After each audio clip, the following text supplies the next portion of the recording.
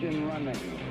Liftoff. We have a liftoff. Well, it is raining south of the city, but it's all starting to go away for now. It's just cold out there. Cold, and it's damp, and the dampness just makes it even more cold out there. Welcome. It is Erick Erickson here, News 95.5 AM 750 WSB. The phone number, 404-872-0750, 1-800 WSB-TALK. I will get into Jerusalem here in a moment, but first, let me deal with this breaking news. Trent Franks, Arizona Republican, a really good guy, by the way, if I say so myself. I have known Trent Franks for a very long time, but it appears that Trent Franks may have had an indiscretion in 2012 and is preparing to resign from Congress. He will be releasing a statement.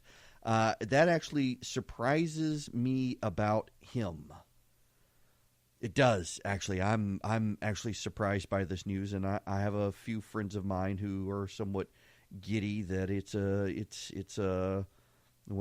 half the Freedom Caucus members, and I am friends with a lot of the Freedom Caucus guys, and Trent Franks was a good one who was a stalwart for liberty and stood up to George W. Bush's expansion of government, and has stood up to Donald Trump's expansion of government, and stood up to Barack Obama's expansion of government, and was a very, very kind soul the whole way through. And I'm just totally shocked by this. I am, from a guy like this. But I'm the more I have learned and been in the media now, I guess 8-9 years on TV and 6 years on radio, I never cease to amazed by the people I know who I really don't know. That's the craziest thing. And I am a fat, boring white guy from Middle Georgia. What you see is what you get. I am not all that exciting. And I discover these people who lead these double lives, and it is just it's bizarre. These people cheating on their wives and whatnot. And, well, that gets me to the Out-Franken situation and his bad behavior. 7 accusers. And now he is stepping aside. And if you heard Al-Franken's speech earlier today, it is really clear from Al-Franken's speech that he doesn't really know why he is why he's gone, why he's leaving, other than they're forcing him out. And he doesn't have to be forced out, but he is being forced out. But it is a pretty clear, just from his speech today, that he didn't want to do this and felt pressure from his colleagues to do this. And you got people out there lamenting now the rush to judgment about him. You've even got some Republicans saying he really shouldn't have gone. But you know what? Look, we're to 7 accusers. And based on the standard that the Democrats have for Roy Moore and Donald Trump, he's got to go. But there's something you got to understand about Al Franken leaving today. You've got to understand this has nothing to do with him or the Democrats doing the right thing. Let me play this audio real quick. This is from Al Franken on the floor of the Senate resigning. If I can fire up my... And that I was confident in the outcome. You know, an important part of the conversation we've been having the last few months has been about how men abuse their power and privilege to hurt women. I am proud that during my time in the Senate, I have used my power to be a champion of women, and that I have earned a reputation as someone who respects the women I work alongside every day. I know there's been a very different picture of me painted over the last few weeks, but I know who I really am. Serving in the United States Senate has been the great honor of my life. I know in my heart that nothing I have done as a senator, nothing, has brought this honor on this institution. and I am confident that the Ethics Committee would agree. Nevertheless, today I am announcing that in the coming weeks, I will be resigning as a member of the United States Senate. In the coming weeks, he'll be resigning as a member of the United States Senate. In the coming weeks. I, of all people, am aware that there is some irony in the fact that I am leaving while a man who has bragged on tape about his history of sexual assault sits in the Oval Office, and a man who has repeatedly preyed on young girls campaigns for the Senate with the full support of his party. That is why Al Franken is resigning. It has nothing to do about him doing the right thing. It's very clear from his statement. He doesn't think he's done anything wrong. He thinks an unfair picture has been painted about him, but there are two issues you need to understand for why Al Franken is leaving the Senate. Number one, the polling in Alabama has Roy Moore in a stronger lead now than he was before the scandal happened. More people support Roy Moore in Alabama today than they did before the scandal started. And one of the main reasons they do is because Republicans in Alabama have been running a ground campaign, an ad campaign, and a mail campaign, and a phone campaign, pointing out that Democrats were rallying behind Al Franken, who had 5 accusers and then 6 accusers. Finally, 7 accusers later, the Democrats all coordinate, and they time statements every 2 minutes. Every 2 minutes yesterday afternoon, every 2 minutes, another Democratic senator released a statement saying it was time for him to resign. 2 minutes apart, all of them. It started with the women and then the men. And Al Franken saying, well, I'm going to make a decision with my family. We're going to talk, blah, blah, blah, blah. No, the decision had already been made. This was coordinated, and it was done. And you know why it was done? Because today reporters everywhere across America are saying, well, the Democrats hold their own accountable. Why don't the Republicans hold their own accountable? There's another reason as well. It's because the Congressional Black Caucus is livid about John Conyers. In fact, in a statement from the CBC, they were pretty upfront that the white guys get protected. It's the black guys who get thrown under the bus. The white guys are rallied around and the black guys are told to go home. They were very clear. They thought this was racial politics inside the Democratic Party. So the white guy from Minnesota had to be thrown under the bus. And here's what you need to understand about this. There's a Democratic governor in Minnesota who will replace him with a Democrat. So the Democrats are not losing a single seat. Any of you out there thinking right now that this is the Democrats doing the right thing and taking the moral high ground, it is the right thing for him to go. But if you think the Democrats are doing it because it's the right thing and not the political thing, you are deluding yourselves. If Al Franken was all that stood between the Democrats and a Republican majority, there's no way he would be leaving. If Al Franken were in a state with a Republican governor who could appoint a Republican to replace him, there is no way the Democrats would be doing this. They are only doing it because Al Franken is a Democrat in a state with a Democrat governor who will appoint a Democrat to replace him. That is the only reason the Democrats pushed him out the door. And he didn't want to go. He's taken one for the team. You can be assured they have set him up nicely, and he will be hailed as some sort of hero the moment Roy Moore is elected, because Al Franken did the right thing. Al Franken, you mean the guy who resigned for 7 different women coming forward? Yeah.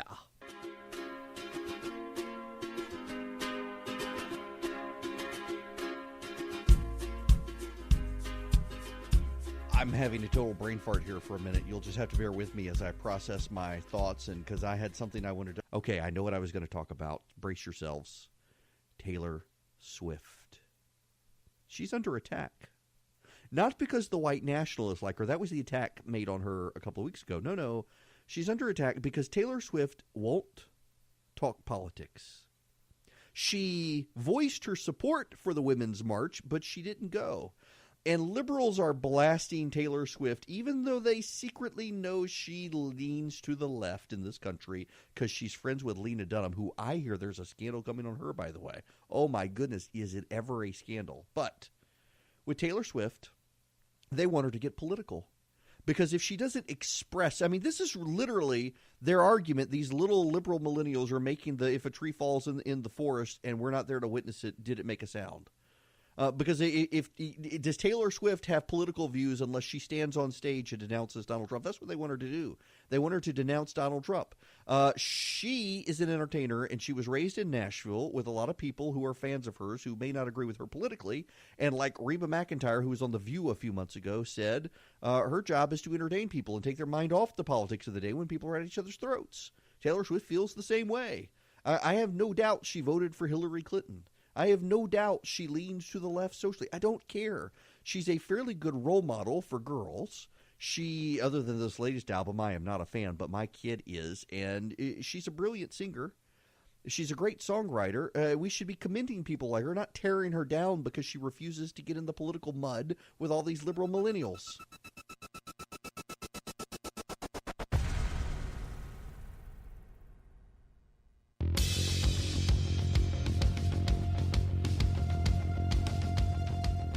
It's 38 after the hour. I am Erick Erickson. The phone number 404-872-0750, 1-800-WSB Talk. Now let's talk about the Jerusalem situation, because President Trump has committed the most grievous of sins in Washington, D.C. The President of the United States, our president, and he is, whether you're a Democrat or Republican, he is our president, has dared to do what politicians of both parties in Washington have long said they wanted to do. Yes, I am here to tell you that is one of the biggest, most grievous sins one can commit in Washington, D.C., doing what all the other politicians say they want to do but never actually get around to doing, because it exposes them for having lied. Nancy Pelosi signed on to a bipartisan resolution to support moving America's embassy to to Israel's eternal capital, Jerusalem. Dianne Feinstein supported a bipartisan congressional resolution to move the American embassy to Israel's eternal capital, Jerusalem. The party platforms of the Democratic Party and Republican Party call Jerusalem Israel's rightful capital and that our embassy should be there. Presidents Reagan, Bush, Clinton, Bush, Obama all campaigned on moving the American embassy to Jerusalem. And none of them did it. And the moment Donald Trump did it, there was an international meltdown led by howls and screams from Congress of Democrats who had long campaigned on moving the American embassy to Jerusalem. How dare he? He's going to start a war. You know, first of all, can I just pause here and say it really is rich to see a bunch of Democrats who wanted to change Cuba policy because the old policy hadn't done anything now suddenly say, we can't change our Israel policy. What about peace in the Middle East? Y'all, there is no such thing as peace in the Middle East. Peace in the Middle East is a BS argument. It is not there. It does not exist, and it will not exist until Jesus himself returns. There is never going to be peace in the Middle East. Do you know why there's never going to be peace in the Middle East? Because out of one breath, Palestinians say in Arabic, death to the Jews, and out of the other breath, in English, say, oh, we want a two-state solution. There is no difference other than what they're saying between the Democrats who in one breath say move the embassy to Jerusalem, and in the other breath say we can't do that, than with the mendacity of the Palestinians who believe that the Jews have to all be killed. This is just, it is such hypocrisy by Democrats, and some Republicans, by the way, who are outraged by it, who have long supported it and long called for it. If anything, Donald Trump called their bluff, and that's why they're mad. They're more mad at being exposed than they are at actually seeing the embassy move. They are livid at being exposed. This was the right decision. It was the right decision because Jerusalem is the capital of Israel. It is indisputably the capital of Israel. Do you know why people call Israel Palestine? Do you have any idea? Well, there was an emperor. His name was Diocletian. See, you're thinking of earlier. You're thinking of Titus, who was then a general storming through Jerusalem and tearing down the temple and killing the pure red heifers and all of that before he became emperor. No. Let's move further, because you see, after the destruction of the temple in AD 70, the Jews were still in the area. And it was called Judea. It was when Domitian, Domitian became emperor, that he had enough of Jewish rebellions. And he went in and he slaughtered as many as he could, and he banned Jews from living anywhere in Judah. They were not allowed to live in Judah. He changed the name of the Judean province to Palestine. And that is where we get Palestinians from, derived from Philistines. And where do the Philistines come from? Well, the Philistines were from the land to the east of the Jordan, had moved over into the Canaan area, and God had designated that area for the Jews. And they pushed them out successfully, and they built a kingdom, and that kingdom lasted, and they went into exile in Persia, and they came back to that kingdom, and everything, the whole thing was theirs.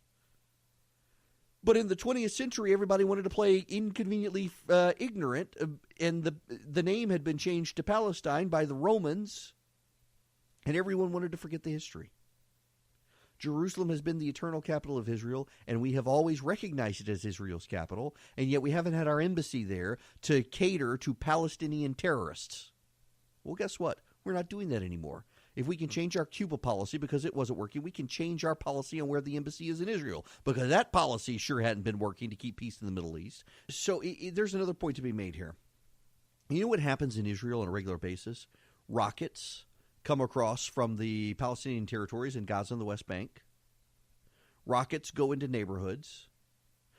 Knife-wielding terrorists stab people. If they can get guns in, they'll shoot them, but the Israeli security has gotten very good. But on a regular, routine basis, this happens.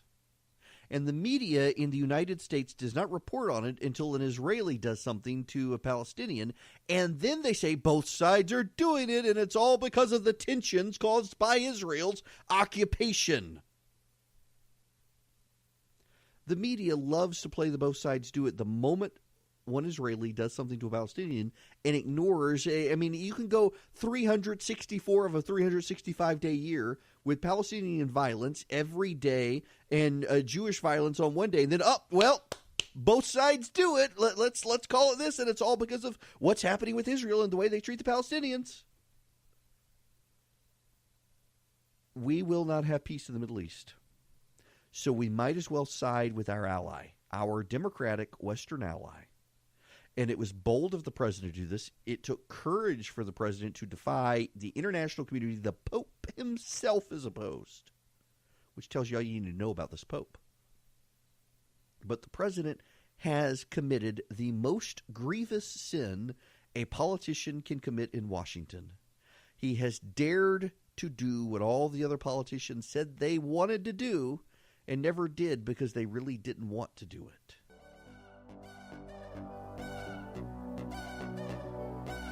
Y'all, I haven't put anything else on my Twitter account from the latest thing that I've done. And I want you to go there if you're interested in doing this. Ryland Ward is 5 years old, and he is one of the victims of the Sutherland Springs Baptist Church shooting in Texas. He lost his mother. He lost two sisters. And he was supposed to leave the hospital, but he's going to be there for 6 to 8 more weeks because a bullet penetrated his body, hurting his kidneys, and he's having problems. And his grandmother has put out a request for people to send Christmas cards to Ryland Ward, who will be in the hospital. If you are interested in so doing, you can go to E.W. Erickson on Twitter, and you will find the screenshot from KSAT in San Antonio, Texas, that has the P.O. Box in Sutherland Springs that you can direct your Christmas cards to. This little boy deserves a happy Christmas. If you can help, please do. And tomorrow, don't forget about Clark's Christmas Kids. And when we come back, I want to actually deviate, if you'll allow, from the news of the day and spend a little time talking to you about something you are doing probably at this very moment that you probably shouldn't be doing.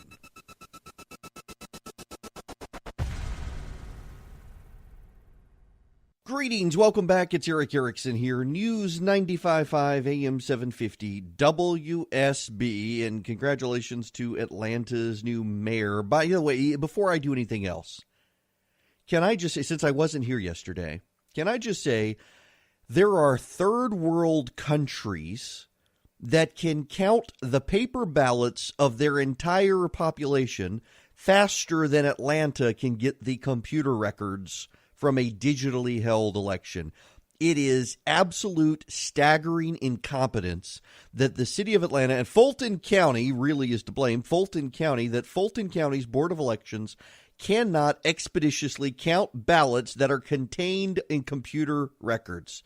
I mean, pick your third world country, Laos, Cambodia, Uganda, you name it, they can count their entire election. And we're not even talking about the dictatorships where you know who's going to win before the election's had, even without polling. We're talking about the ones that at least are trying to be democratic. So maybe I shouldn't say Uganda. Anyway, y'all know what I mean. It is slower than molasses. And I would like to think that the Fulton County Commission and the Atlanta City Council could speed this process up. But congratulations to the new mayor. I'm sure everything's fine. Okay. I want to step away from politics now, if you'll allow me, for just a little while. It is news. The holiday season is upon us. I'm writing a series of newspaper columns. I tend to do a lot more writing at this time of year, largely because more senior people than me at various newspapers are taking off, so people ask if I'll step in. They know I work out of the house, and so I occasionally will volunteer, and then I've got my own columns to write. Not that you can read it in the Atlanta paper, mind you, but nationally in more than 100 newspapers. And I've got the Resurgent, and then I've got a local column that I left down in Macon. Not that I get paid for it. I still do it. I don't know why, but one of the things that I've been thinking a lot about, and I've mentioned it here on the radio, is the stress that a lot of people feel during the holiday season. When I was researching my last book, Not Before You Wake, the last book, You Will Be Made to Care, both of which, by the way, are available on Amazon.com. And Before You Wake is an excellent Christmas gift. Hint, hint. I came across a quote from Rosaria Butterfield. I don't have it right in front of me, but let me paraphrase this quote. That in the gay community, people don't worry about the state of their homes because an unlocked door, being able to come in and have a conversation in the middle of the night, is what could save someone from the bottle, the bullet, drugs, or from committing suicide. In many cases, people who are gay have seen their families disown them. The gay community tends to be very close-knit.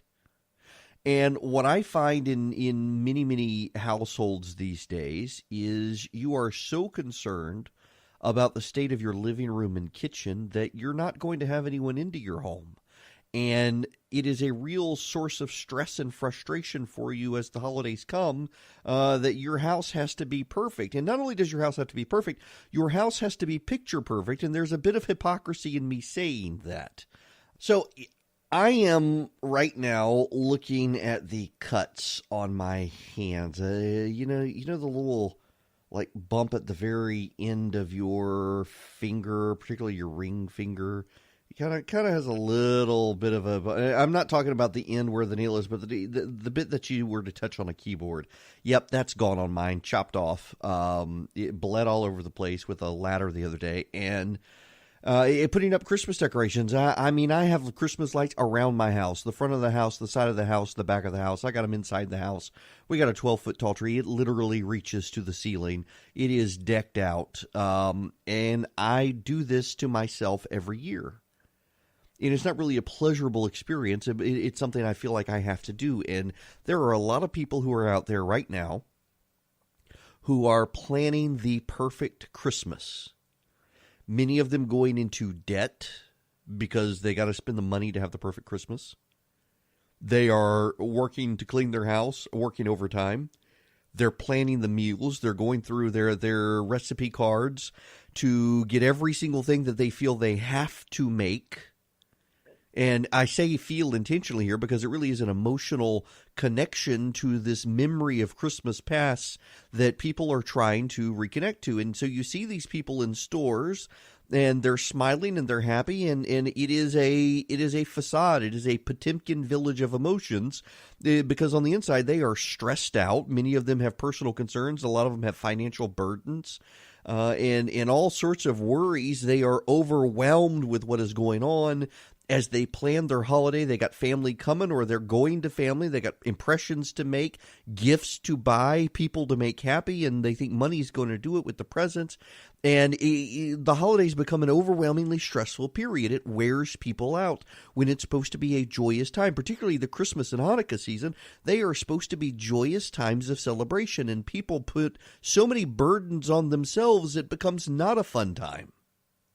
So first of all, think about that when you see the people around you in the grocery store.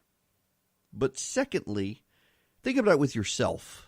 Think about that with yourself and what you're doing, and are you needlessly burdening yourself? And it is easier said than done because I got family coming for Christmas, and I am going to be working overtime to do all sorts of cooking.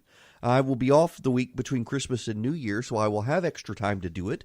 But then, because I'm very blessed to have a home studio for Fox, I tend to volunteer for Fox and do overtime. I was up this morning at 5 a.m. to be on Fox, and I tend to do that around the holiday season while other people take vacations, since I'm very fortunate in my situation. Don't want people having to give up their holiday, so I'll do that. So I'll be up at 3 o'clock, 4 o'clock, 5 o'clock, 6 o'clock in the morning doing TV, then going to cook breakfast and lunch and supper, and it wears me out. So I'm a total hypocrite when I'm telling you this, and I get it. It is hard to do. You have memories you want to build, but oftentimes I find, and this is where I try to stop myself, is I want to be mindful, and I want you to be mindful to spend more time building memories now instead of trying to recreate memories past. And that is where we, I think, during the holiday season, all of us have a hard time, is we have particular pleasant memories from past holidays, and we pour our time, talent, and treasure into recreating those holiday memories instead of building new holiday memories. We hang on to the past. C.S. Lewis wrote about this in the Screwtape Letters, where Screwtape tells Wormwood to keep the man either in the past or in the future. Because if you keep him focused on the future, when it gets to that moment where he's anticipated the future, and it's not like he envisioned, he's going to be mad at God.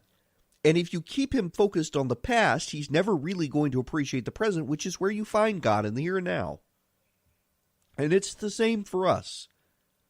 We have the opportunity to build memories with family and friends now. And the only way we build real memories, honest memories, is we sometimes have to let go of trying to recreate the memories from past holidays. And I hope you will all take that under advisement and consider it, very genuinely consider it. You don't need a perfect home to build a happy memory. And in your quest to get the perfect home and the perfect presents and the perfect tree with the perfect decorations and the perfect bows and the perfect wrapping job, you are depriving yourself of time spent better with family and friends, building some good memories this year. Welcome back. But one of the things, I have allergies so bad, as do my kids. I've started subscribing to a company that they send me air filters. Every 3 months I get a brand new allergy air filter. And it is the great, because I forget about air filters until me and the kids, we all get sick. I guess I should say the kids and I all get sick. So this is like the greatest thing ever. I've put it up on Instagram. And I mean, every 3 months we get this great air filter. And I've got we just do the maintenance service with our air people. And they'll come in and change the filter every 6 months. But every 3 months I get one for allergies. And I'm sick this week. But it has been great. So maybe they'll give me an ad deal or something. I have no idea, but great service. The internet is an amazing thing. It has changed the way I shop. Talk about that. But hey, when I come back, I want to do now what I did in podcast form a few weeks ago. Why is Christmas December 25th?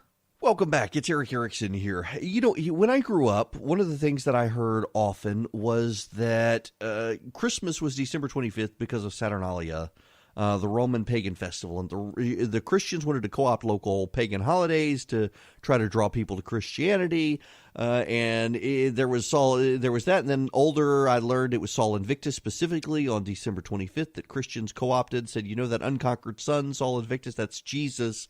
You should celebrate it. And the more I've studied this and researched it, been to seminary and talking to professors and doing a lot of reading on my own, there's actually, I would say, a fair amount of evidence that Emperor Aurelian, who set Sol Invictus on December 25th as an official pagan holiday for the Roman Empire, actually did it in response to Christians, not the other way around.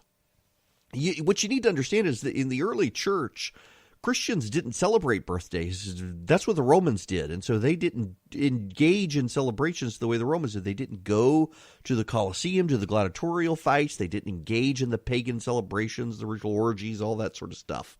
They wanted to show they were morally distinct. They were good citizens, but morally distinct based on their religious tenets. And so they wouldn't have been celebrating birthdays, but the earliest Christian record of when Jesus' birth was around 200 AD with Tertullian, who wasn't even interested in finding Jesus' birth. He was interested in finding when Jesus died. And what he found was that Jesus would have died on the 15th Nisan, which is in the Bible, and that he worked his way back and figured that would have been the 25th of March. And you got to remember that the early Christians carried over a lot of traditions from Judaism because most of them had been Jews who converted to Christianity. They thought it was part of Judaism. And one of the ideas that carried over was an idea that a prophet died on the anniversary of his conception. A prophet died on the anniversary of his conception. So if you were born on March, or if you died on March 25th, you would have been conceived on March 25th, years earlier. And they believe this. Well, it doesn't take a rocket scientist from there to figure out, okay, you got 9 months, where are you going to wind up? April, May, June, July, August, September, October, November, December 25th, if Tertullian was right. Well, while Tertullian's doing this on the western side of the Roman Empire, on the eastern side of the Roman Empire, they're trying to figure out the same thing, or they're trying to figure out when Jesus was conceived, because, again, they believe that if they could find out when he was conceived, they could find out the calendar date of his death, and they knew from the Bible that that Zacharias, John the Baptist's father, had been in the temple, and 6 months later, the angel Gabriel appeared to Mary, so they took the class of priests who they knew had been in the temple when it fell in AD 70. They worked their way back, and they figured out that, well, Zacharias would have been in the temple in October. It was the end of October. Well, move 6 months forward, you get to the end of March. Well, hey, this guy we all respect in the West, Tertullian, believed that Jesus died on March 25th. We're in the same ballpark. Must have been March 25th. Oh, my gosh, that means his birthday would have been December 25th. Now, you can say they got it wrong. In fact, a lot of people reply every time I go through this, and they say, well, that's wrong because the shepherds would have been tending their flock in the wintertime. There's actually evidence they would have, but besides the point, people think, really, Jesus was born in the springtime, and there is a lot of evidence to suggest he probably was. But it doesn't matter what the evidence now says. The question is, did they believe they were right? And they believed they were right. Whether they were or not is beside the point. They believed they were right. And if they believed they were right that Jesus was crucified on March 25th, and they believed that he was conceived the day that he died, the anniversary of the day he died was the day he was conceived, well, then you got to fast forward 9 months to find out the birthday, and that's December 25th.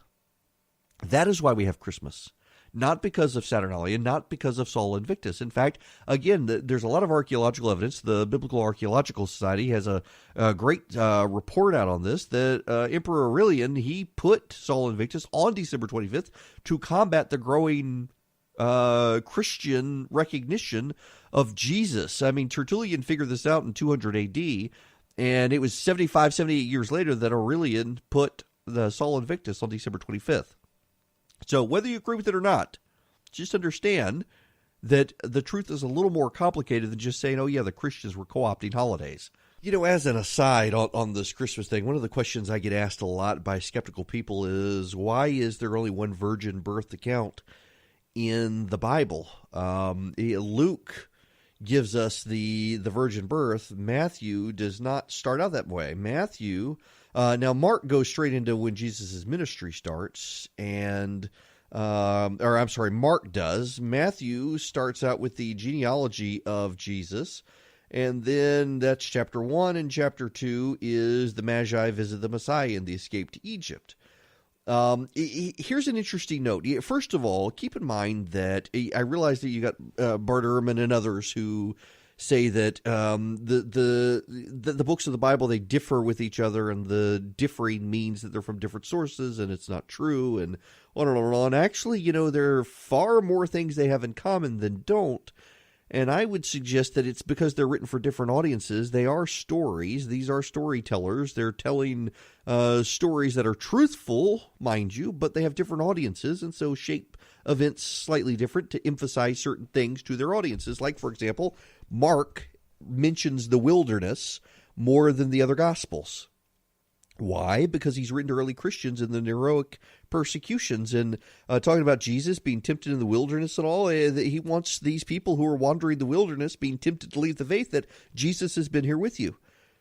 Matthew is written to a Jewish audience. He wants to emphasize the royal lineage of Jesus. Well, Luke, interestingly enough, he writes his gospel in Greek, but the first 3 chapters of Luke are clearly written as if he interviewed someone who is Jewish, because of the way he uses words in his Greek. It's clear that he was talking to someone speaking Hebrew and putting it in Greek. Among scholars who have studied this, there isn't wide dispute here. Sounds like maybe he interviewed Mary about this as to why he was there. He wanted to provide a historic account. He wanted to provide a very legitimate account. And for all the people saying, well, all these other religions had virgin birth stories, perhaps so, but they were all grand and glorious stories of God's coming to earth and engaging in relations and wonderful people. And here's a kid born in a manger. That's what you need to know. Is the virgin birth? I think you got to believe in the virgin birth to be a Christian. I do. You got to believe in the resurrection. You got to believe in the Trinity, and you got to believe in the virgin birth. I think those are the 3 boundaries of Christianity into which a lot of people can throw a disagreement. But that would be why it's in one. One guy is writing history. The others have other audiences. We shouldn't hijack their narratives for our skepticism. When they had audiences they were trying to address. Y'all, look, we'll get more into politics when, actually, I guess I'm back on Monday. We've got Clark's Christmas Kids tomorrow. And let me spend just a moment here, if you'll allow, plugging Clark's Christmas Kids. It is a very big deal. It's tomorrow. He and Smile and Mark are going to be in Alpharetta. And there's going to be a satellite broadcast. Von Hessler's going to be in Buford. 3 p.m. to 7 p.m. on air Friday. There are going to be events Saturday and Sunday. You can go to WSB Radio to find out more information. If you haven't helped foster kids this year, that's what Clark's Christmas Kids is about. They find willing people to buy presents for kids in foster care who otherwise would not get presents, so that they too can have a great Christmas. And I really want you to consider, if you haven't done it already, please help Clark's Christmas Kids. It is a great program. I feel kind of guilty. My schedule did not allow me to participate this year. I really enjoyed it last year. Did it right after the election. Ate a little crow as well. People coming up rubbing in that I got the election wrong. But it was a good time. It was worth it. It was a great event, good people, and it's such a good cause. So I really want to encourage you guys to participate in that if you can. And I will be off tomorrow, surrendering my time to Clark so that he can do this live broadcast and encourage people to get out there. And I will see you guys Monday. I hope you have a wonderful weekend. I got to finish a term paper, and so wish me luck on that. And I will see you guys Monday.